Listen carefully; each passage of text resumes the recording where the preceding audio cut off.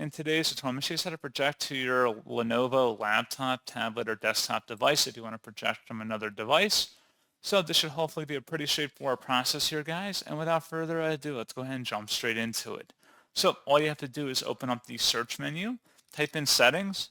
Best result, you're going to come back with settings. Go ahead and select that. On the left panel, select System. And then on the right side, you want to scroll down and select where it says Optional Features. And then select the View Features button at the top. Select Yes if you receive a user account control prompt. And then you want to search for wireless display as a feature up here. If you see one populate in this list, I'd recommend installing it. And the same for Miracast.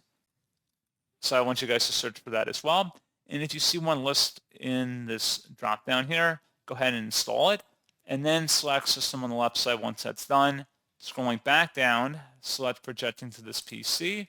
And then make sure your devices are discoverable on your network. They should appear down here, and you can select them to then cast your device to.